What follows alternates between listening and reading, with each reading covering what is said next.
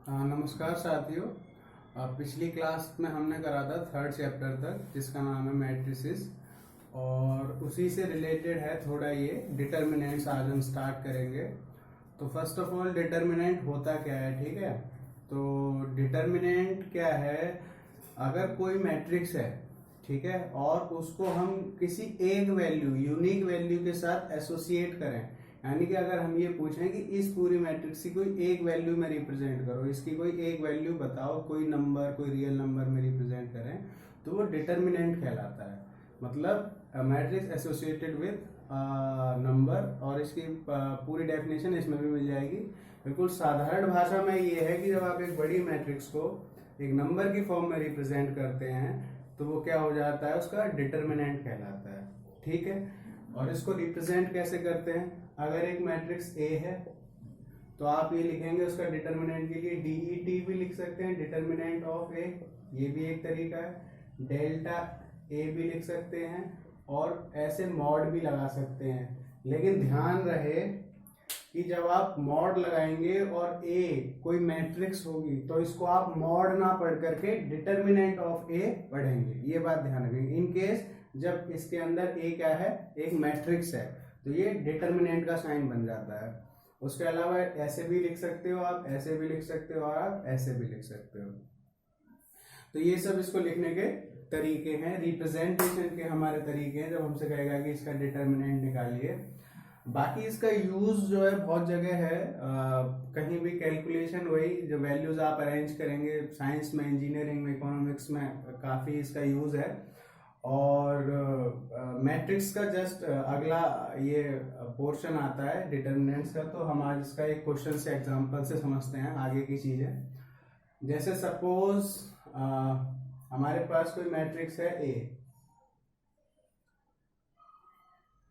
1 2 3 4।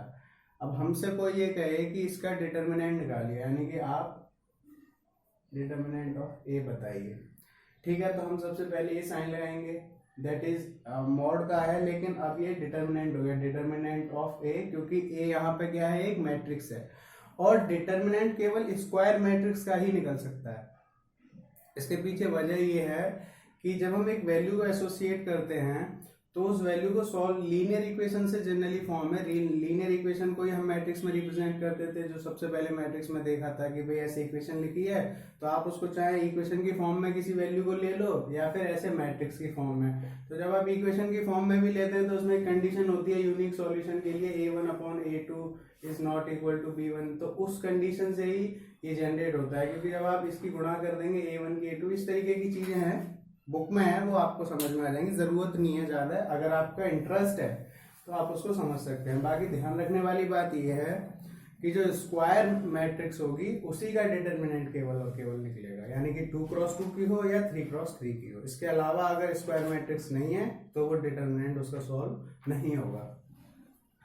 तो अब हमें इसका डिटर्मिनेंट निकालना है, तो ये स्क्वायर मैट्रिक्स है, पहली कंडीशन, तो इसका डिटर्मिनेंट निकलेगा, ठीक है। तो इसका निकालना स्टार्ट करते हैं। रूल क्या है, रूल ये कहता है कि जो सबसे आगे वाला एलिमेंट है इसकी इसके डायगोनल के एलिमेंट में गुणा करो, इसकी इसमें गुणा करो, यानी कि 1 गुणा 4, ठीक है।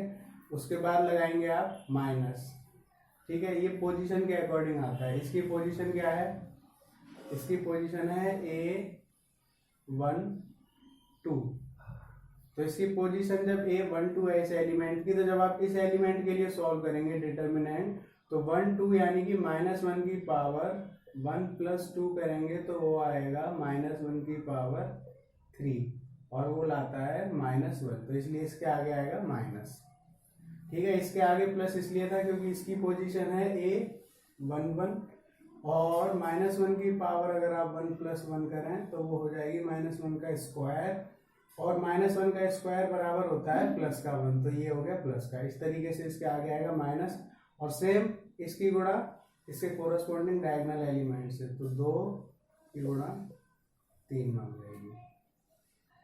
मतलब हमने क्या करा, हमारे पास एक मैट्रिक्स थी और उसका हमको डिटर्मिनेंट निकालना था।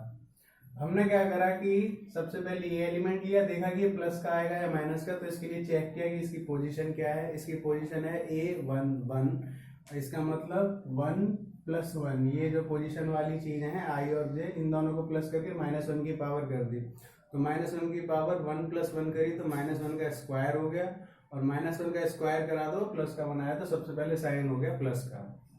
उसके बाद इसकी गुणा इसमें। जनरली इसका रूल ये होता है कि एक ट्रिक है, ऐसे ही फंडा समझ लो कि इसके सामने वाले कॉलम को, जिस एलिमेंट को सॉल्व कर रहे हो उसके सामने वाली रो को छुपा लो, बाकी जो भी बचेगा उससे गुणा कर दो।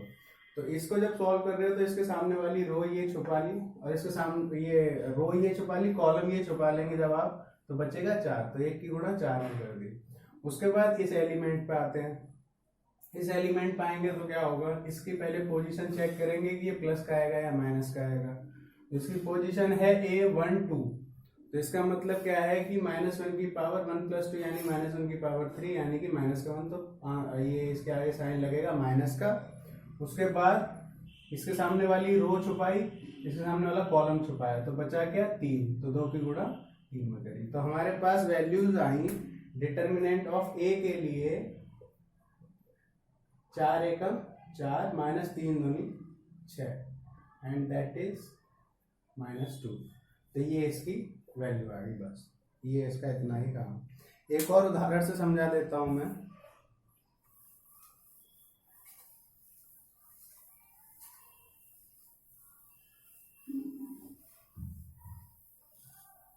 अगला एग्जांपल हम लेंगे, जैसे कोई मैट्रिक्स बी दी हुई है जिसमें एलिमेंट हैं 1 5, ठीक है, 1 5 4 3, और हमसे पूछा है कि इसका डिटर्मिनेंट निकालिए, फाइंड डिटर्मिनेंट ऑफ बी। तो हम क्या करेंगे, नथिंग, सबसे पहला एलिमेंट हमारा ये है, रो वाइज हम चलते हैं। इस एलिमेंट की पोजीशन है A11, जिसका मतलब है कि -1 की पावर 1+1, जिसका मतलब -1 का स्क्वायर, और जिसका मतलब है प्लस का 1। तो इसके आगे प्लस लगेगा, और प्लस को रिप्रेजेंट नहीं करते तो कुछ नहीं लिखा तो प्लस ही माना जाता है। तो डायरेक्ट गुणा करेंगे, 1 की गुणा किस में करेंगे, सामने वाले कॉलम को छुपाया, सामने वाली रो को छुपाया, बचा 3, तो गुणा कर दी 3 में।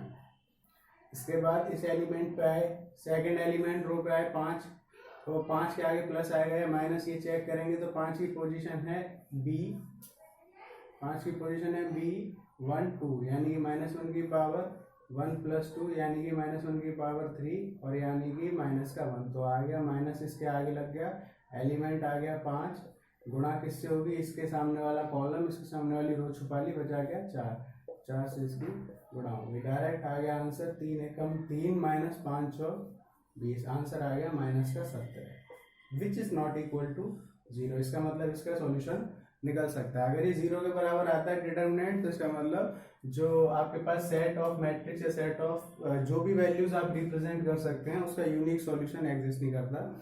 इस तरीके की बातें होती हैं, वो आगे जब आप सॉल्व करेंगे, एप्लीकेशन जब करेंगे तो समझ में आएगा कि इसका और यूज क्या है। हर चीज की एप्लीकेशन समझना बहुत जरूरी है, तब आपको उसकी लिमिटेशंस और उसके एडवांटेजेस समझ में आते हैं। क्योंकि एप्लीकेशन ये बताती है कि आपको ये यूज करना भी है या नहीं करना। अगर आपके पास कोई और मेथड है तो आप उससे कीजिए, लेकिन मैथमेटिक्स में अभी इतने मेथड फाउंड है, तो उनमें से वन ऑफ देम ये है मैट्रिक्स, जिसकी हेल्प से आप गिवन प्रॉब्लम्स को सॉल्व कर सकते हैं। जनरली लीनियर इक्वेशंस को भी एक तरीके से इसमें देखा जाता है, क्योंकि हम ऐसे 2 वेरिएबल लेते हैं जो उसमें करा था हमने मैट्रिक्स में, यहाँ A है यहाँ B है, इनकी वैल्यूज होती हैं तो वो कुछ ऐसे दिखती हैं 4x + 3y, इस तरीके से जो लेते थे उन्हीं का एक रिप्रेजेंटेशन होता है मैट्रिक्स में। लेकिन इसे सॉल्व करना थोड़ा मुश्किल हो जाता है कभी कभी, तो हम मैट्रिक्स का यूज कर लेते हैं। मैट्रिक्स को रिप्रेजेंट करने के लिए डिटर्मिनेंट लेते हैं, तो एक्चुअली ये इसी को रिप्रेजेंट करता है, एक्स और वाई की ही वैल्यूज निकलवाते हैं ये, या और भी जगह आप अप्लाई करेंगे तो समझ जाएंगे। अब ये तो हुई 2x2 की मैट्रिक्स का डिटर्मिनेंट निकालना। अब आते हैं 3x3 की मैट्रिक्स अगर आपको दी हुई है तो क्या होगा, तो हम उसको भी कर लेते हैं ताकि वो भी हमको क्लियर हो जाए। हमको एक मैट्रिक्स दी हुई है A, 1 2 3 4 2 1 5 1 7। ये आपको मैट्रिक्स दी हुई है। अब आपसे पूछा है कि फाइंड डिटर्मिनेंट ऑफ ए। जो रूल मैंने बताया था वही रूल चलेगा।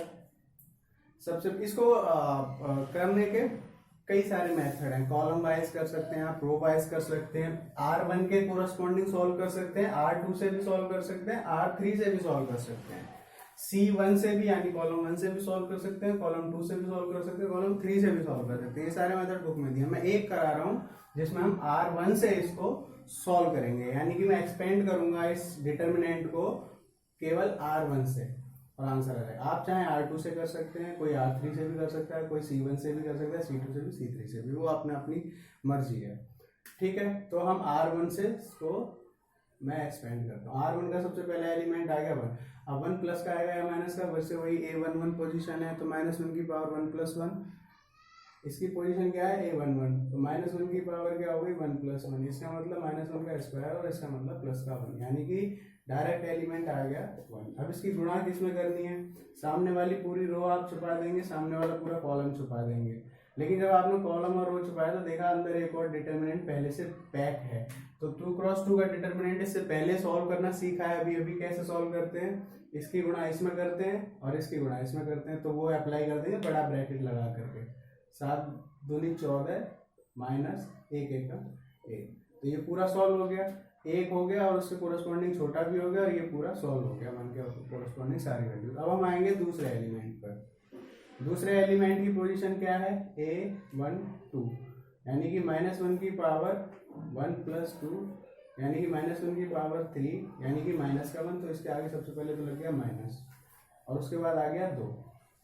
ठीक है, अब जब इसके आगे 2 आ गया, ठीक है, तो 2 आ गया तो हम ये देखेंगे इसकी गुणा किसमें करनी है। तो इसके सामने वाली रो पूरी ये छुपा ली और इसके सामने वाला कॉलम ये छुपा लिया, यानी कि ये इस तरीके से हो गया ये। तो जब ये छुपा लिया तो बचेगा एक ये। तो इसको 2 × 2 का ये छोटा डिटर्मिनेंट बन गया। इसको हमें पता है कैसे सॉल्व करना होता है। इसको सॉल्व करने के लिए हम क्या करते हैं, 4 की गुणा 7 में करते हैं और माइनस लगाते हैं 1 की गुणा 5 में करते हैं। तो इसको करेंगे सॉल्व। इसके सामने वाला रो कॉलम छुपा के 4 की गुणा 7 में 4 × 7 = 28 लिख देता हूँ मैं डायरेक्ट, और फिर माइनस लगा के 5 एकम 5। ये 2 अभी तक एलिमेंट हो गए। अब तीसरे एलिमेंट पे पहुंचेंगे हम। तीसरे एलिमेंट में क्या है? पोजीशन है उसकी 3 और प्लस की है माइनस की, ये चेक करते हैं। इसकी पोजीशन है A13, तो -1 की पावर होगी 1 + 3, यानी कि -1 की पावर होगी 4, यानी कि आएगा प्लस का 1। तो इसके आगे लगेगा सबसे पहले तो प्लस। ठीक है, ये लग गया प्लस और उसके बाद 3 आ गया। अब 3 की गुणा किसमें करेंगे? इसके सामने वाली रो, इसके सामने वाला ये पूरा कॉलम और रो दोनों छुपा लेंगे, ये रो और ये कॉलम, और बचे क्या ये वाला डिटर्मिनेंट। तो ये कैसे सॉल्व होगा? 4 एकम 4, 5 दूनी 10, 4 एकम 4 माइनस 5 दूनी 10। इस तरीके से हमने ये पूरी रो क्या कर दी?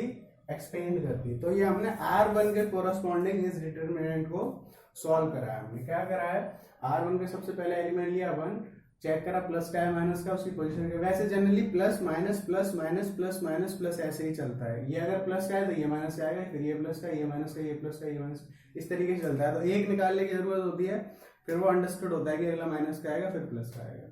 तो अगर ये पहला प्लस का है 1, तो इसके बाद इसके ये कॉलम, ये रो और ये कॉलम छुपाई, तो ये वाली मैट्रिक्स बची। इसको कैसे सॉल्व करते हैं? 2 × 7 = 14, 1 एकम 1, तो ये लिख दिया गुणा करके।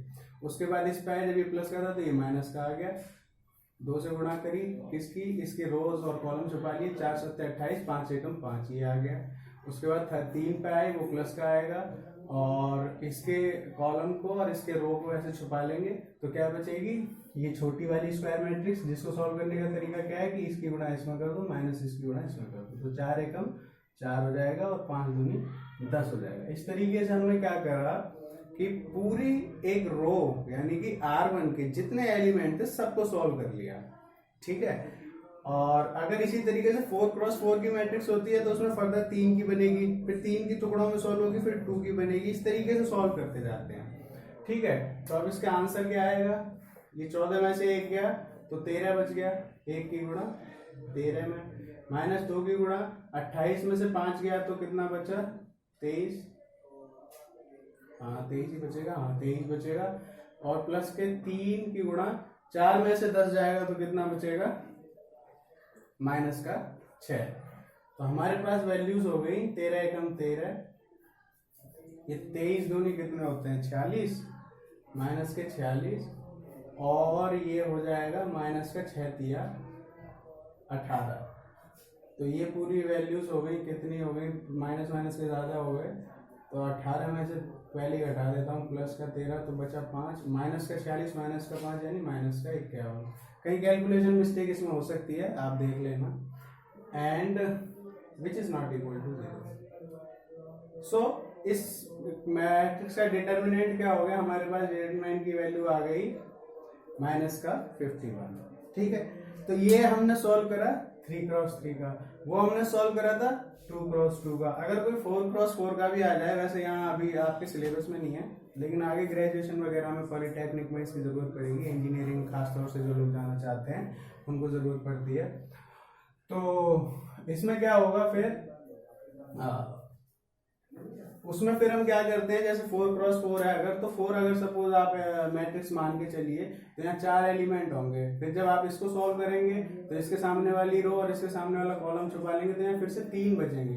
तो 3 जब अपने आप में एक मैट्रिक्स है तो पूरी इस तरीके से सॉल्व होगी कि 1 को लेके पूरा, फिर 2 को लेके पूरा, और 3 को लेके पूरा, तो फिर जो पूरा आएगा वो पूरा एक ब्रैकेट में डल जाएगा। इसी तरीके से अगले एलिमेंट को सॉल्व करेंगे। तो तरीका वही है कि उसके सामने वाली रो और कॉलम को छुपाइए और जो बचे हुए हैं उनको सॉल्व कर दीजिए।